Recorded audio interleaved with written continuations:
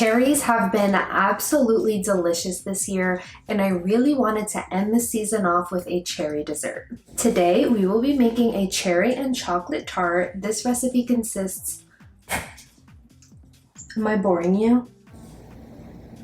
This recipe consists of a chocolate tart dough, an almond cream, a chocolate pastry cream, a vanilla bean whipped ganache, and of course a ton of cherries. So grab your cherry pitter and let's get started.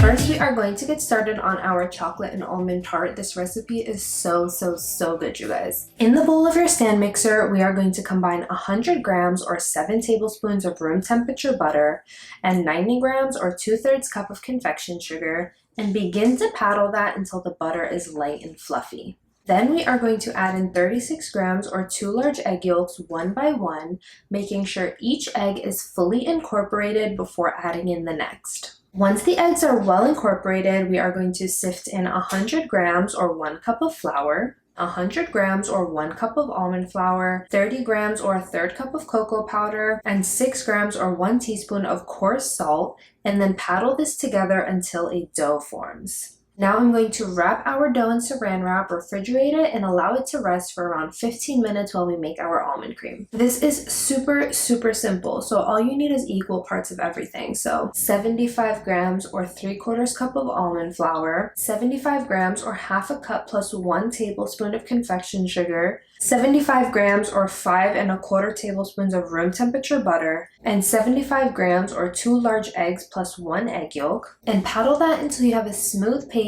and then set that aside while we make our chocolate pastry cream. We have made pastry creams so many times on this channel, but we've never made a chocolate version. So in a pot, we are going to place 360 grams or 1.5 cups of milk and 154 grams or 2/3 cup of heavy cream, and begin to gently warm that up over medium heat.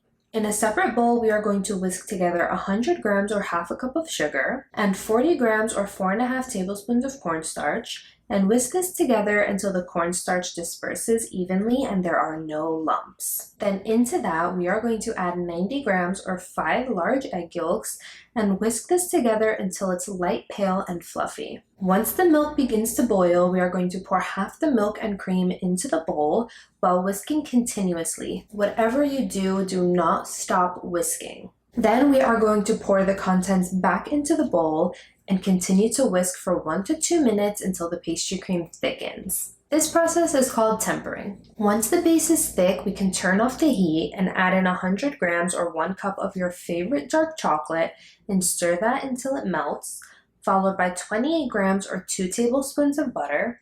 Stir that in, and then set this aside to cool while we roll out our chocolate tart dough. I prefer to roll my tart dough in between 2 pieces of parchment paper because there's little to no cleanup, plus you don't have to incorporate more flour into the base. I get these flat pre-cut parchment papers off of Amazon. I will have them linked on my Amazon page. They are such a time saver if you love baking and cooking. This dough also has a low gluten strength, so it will be pretty soft and it should be easy to roll out. And you want to roll it about this thick. Then we can gently transfer the dough into our tart ring or whatever you will be baking this in. I decided to use this silicone mold because I wanted to experiment with a new shape, and I'm really happy with the way it came out. Since the gluten strength is pretty low here because of the cocoa powder and the almond flour, this dough will be very delicate, so it may rip while you're transferring it, but that's totally fine. You can puzzle it back together. Once your dough is nice and even in the tart ring, we can trim away the excess and duck some holes in the base, and then this can bake at 350 for around 7 minutes. After 7 minutes, we are going to pull the tray out and add in our almond cream. I'm also adding a layer of some cherries that are going to bake into that almond cream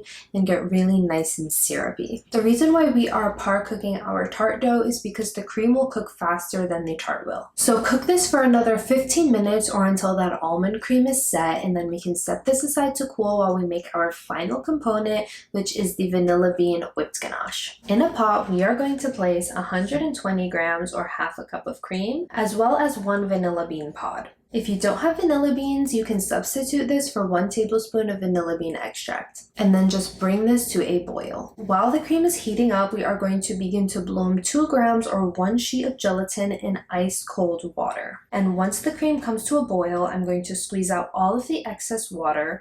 Your gelatin should be super jiggly and soft by now. And then add it into the cream. Give that a quick stir to dissolve the gelatin. And then we are going to add in 56 grams or 1/3 cup of your favorite white chocolate.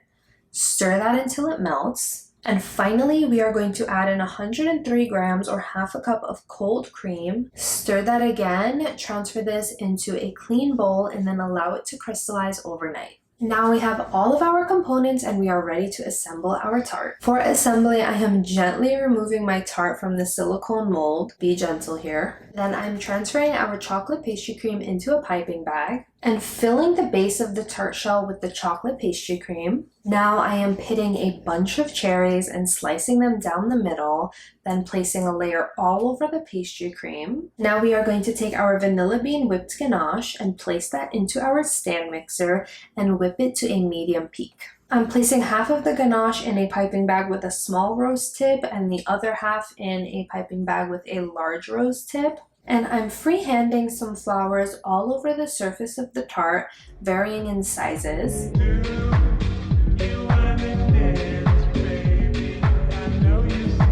Then if there are any gaps, I'm making really teeny tiny little flowers. Now I'm taking some more cherry halves and placing those in the center of my larger flowers. Adding some mint for a touch of green, and we are ready to dig in. The baddest of them all.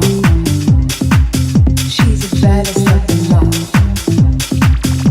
The baddest of them all. Do you wanna dance, baby? I know you see me looking at you on a daily. Ooh, I'm in a trance lately. I need something to wake me up, something to faze me. Do you wanna dance, baby? I know you see me looking at you on a daily. Ooh, I'm in a trance lately. I need something to wake me up, something to faze me. She's the baddest of them all. Okay, you guys, that is it for another recipe. My mouth is literally watering. Let's take a bite.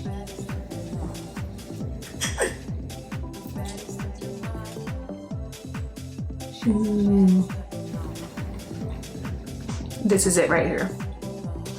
This is the one. Sadly, summer is coming to an end, so we won't get cherries like this for much longer. So if you're going to try any recipe, let it be this one. If you enjoyed this recipe, don't forget to give it a thumbs up, comment down below some recipes you guys want to see in the future, and I will see you in the next video. Bye! 'Cause you really